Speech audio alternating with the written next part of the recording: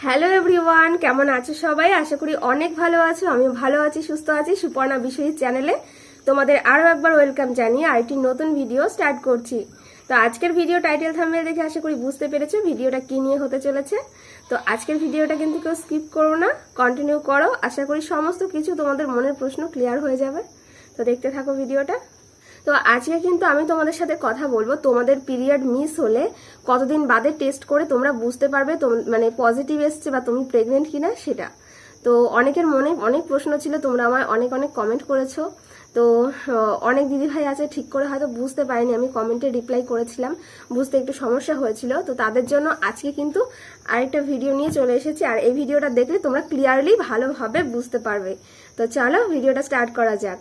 তো তোমাদেরকে এবার বলি, ধরো তোমাদের এই মাসে পিরিয়ড হলো, তো পিরিয়ডের ডেটটা কিন্তু তোমাদের মনে রাখতে হবে, এটাই আর কি।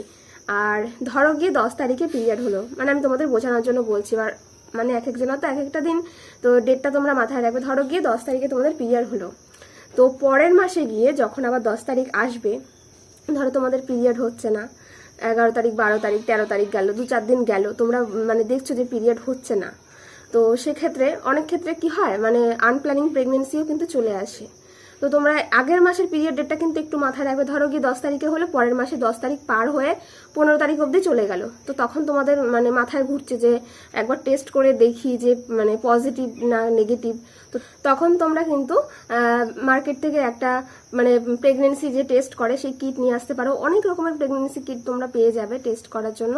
তো আমার মনে হয় সব থেকে ভালো হচ্ছে প্রেগা নিউজ, মানে ওটাতে না সঠিক রেজাল্টটা আসে, বা দাগগুলো বেশ গাঢ় গাঢ় আসে, ভালো আসে, তোমরা ভালোভাবে বুঝতে পারবে মানে কম সময়ের মধ্যে। তো তোমরা প্রেগা নিউজ নিয়ে এসে বাড়িতে কিন্তু টেস্ট করতে পারো।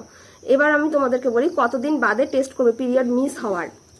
তো ধরো তোমাদের আগের মাসে 10 তারিখে পিরিয়ড হলো, পরের মাসে 10 তারিখ পার হয়ে তোমরা যদি 17 তারিখে, মানে ধরো 7 দিন পেছানোর পরে তোমরা টেস্ট করো, তাহলে একদম তোমরা রেজাল্টটা সঠিকভাবে জানতে পারবে।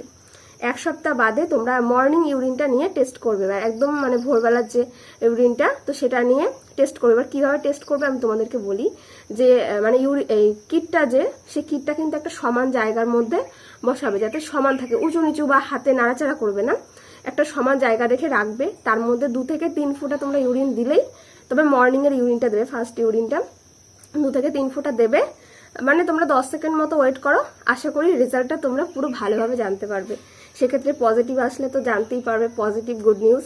আর যদি নেগেটিভ মানে আসে তাহলে তো বুঝতে পারবে যে না তুমি প্রেগনেন্ট নও। এবার তোমাদেরকে আরও একটা কথা বলি, তুমি যদি সত্যি সত্যি প্রেগনেন্ট হও আর তোমার মানে কিটটা যে সেটাও যদি সঠিক হয়, মানে কোনো মানে ডেট ওভার যদি না হয়ে যায়, অবশ্যই কিন্তু ডেটটা দেখে তোমরা কিনবে যে ভ্যালিডিটি কতদিন আছে সেটা। এবার বলি, কিটটা যদি ঠিক হয়, তোমার শরীর যদি সম্পূর্ণভাবে সুস্থ হয়, তাহলে কিন্তু তোমাদের পিরিয়ড মিস হওয়ার একদিন বাদে টেস্ট করলেও তোমরা রেজাল্ট কিন্তু পেয়ে যাবে, এটা একদম সঠিক কথা।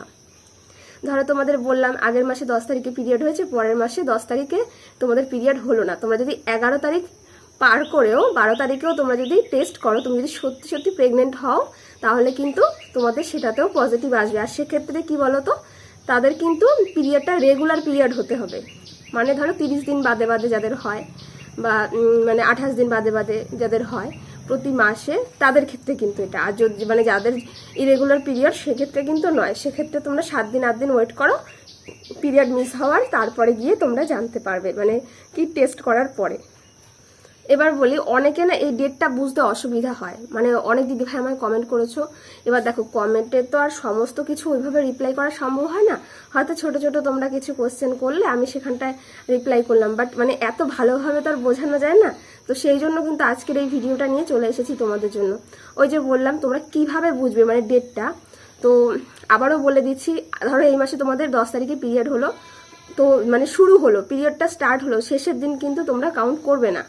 10 তারিখ থেকে প্রথম পিরিয়ড স্টার্ট হলো, কারো 2 দিন 3 দিন থাকে, 4 দিন 5 দিন অবধি থাকে। তো পরের মাসে গিয়ে সেই 10 তারিখে যখন আসবে, তোমাদের তো সেই মাসে হবে না পিরিয়ডটা, তো 10 তারিখ বাদ দিয়ে গিয়ে 15 তারিখ 16 তারিখ যখন যাবে, তারপরে কিন্তু তোমরা টেস্ট করবে।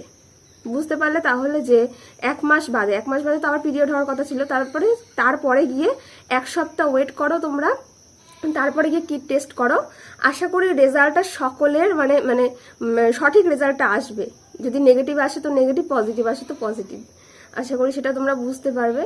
তো এইভাবে কিন্তু খুব সহজেই তোমরা বাড়িতে বসে জানতে পারবে যে তুমি প্রেগনেন্ট কিনা। আর এবার বলি যে গাঢ় দাগ আসে বা অনেক সময় গিয়ে হালকা দাগও আসে, তো সেটা কেন? যদি কারো আর্লি প্রেগনেন্সি থাকে সেক্ষেত্রে হয়তো হালকা আসতে পারে।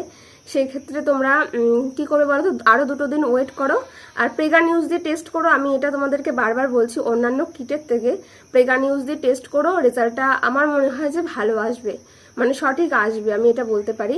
আর সকালের ইউরিনটা দিয়ে টেস্ট করবে, তাহলে গিয়ে দাগগুলো কিন্তু ভালো আসে, গাঢ় আসে। যে ভোরবেলা উঠলে বা সকালবেলা যে ইউরিনটা, ফার্স্ট মর্নিং ইউরিনটা, তো সেই ইউরিনটা দিয়ে তোমরা টেস্ট করবে, তাহলে রেজাল্টটা কিন্তু খুব ভালো আসবে। অনেকে কি করে বলো তো, যে সকালবেলা টেস্ট করে না, দিনের বেলা অন্য সময় মানে যখন তখন ইউরিনটা ধরো দুপুরবেলা বিকেলের ইউরিনটা দিয়ে টেস্ট করে, সেক্ষেত্রে অনেক সময় গাঢ় বা হালকা দাগটা আসতে পারে, অনেক সময় গিয়ে হালকা দাগ আসে। এবার তোমাদেরকে বলি, অনেক সময় অনেকে হয়তো বলবে যে দিদি ভাই আমারও তো দুপুরবেলা আমি ইউরিনটা দিয়ে টেস্ট করেছি, বিকেলবেলা ইউরিনটা দিয়ে টেস্ট করেছি, আমার কিন্তু গাঢ় দাগ এসেছে। সেক্ষেত্রে সেটা কখন হয় বলো তো, যখন তুমি প্রেগনেন্ট 2 মাস 3 মাস তুমি কনফার্ম একদম, তারপরে গিয়ে যদি টেস্ট করো, মানে তোমরা অনেকেই জানো যে আমার এটা 8 মাস চলছে প্রেগনেন্সি, তো আমি যদি এখন আবার টেস্ট করি না দুপুরবেলা বা বিকেলবেলার মানে ইউরিনটা দিয়ে, আমার কিন্তু গাঢ় দাগটাই আসবে। তোমরা করে দেখো। আর সেই রকমভাবেই কিন্তু যখন তোমরা ডক্টর চেক আপে যাবে, ধরো কনফার্ম হয়ে গেলে তুমি প্রেগনেন্ট, তো যখন ডক্টর চেক আপে যাবে সেখানে গিয়ে কিন্তু তারা তো আর ফার্স্ট মর্নিং ইউরিনটা পায় না, তো তখন কিন্তু ওই দুপুর বা বিকেল যেই সময় দাও সেই সময় ইউরিনটা টেস্ট করে। আর এই জন্য কিন্তু ওখানে মানে পজিটিভ আসে যদি কেউ প্রেগনেন্ট হয়। আর অনেক সময় কি হয়, অনেকের হয়তো অত তাড়াতাড়ি মানে 2-4 দিন ধরো পিরিয়ড মিস হলো 2-4 দিন বাদে টেস্ট করে, সেক্ষেত্রে অনেক সময় গিয়ে পজিটিভ আসে না, নেগেটিভ আসে, মানে বিভিন্ন সমস্যা থাকতে পারে। তো সেক্ষেত্রে যখন যদিও বা না আসে, তোমরা আরও কিছুদিন ওয়েট করো, আরও কিছুদিন মানে তোমরা 7 থেকে 10 দিন ওয়েট করলে পুরো ভালোভাবে জানতে পারবে, তার থেকে বেশি দিন ওয়েট করা লাগবে না। তো আশা করি বুঝতে পারলে, তোমাদেরকে বোঝাতে পারলাম।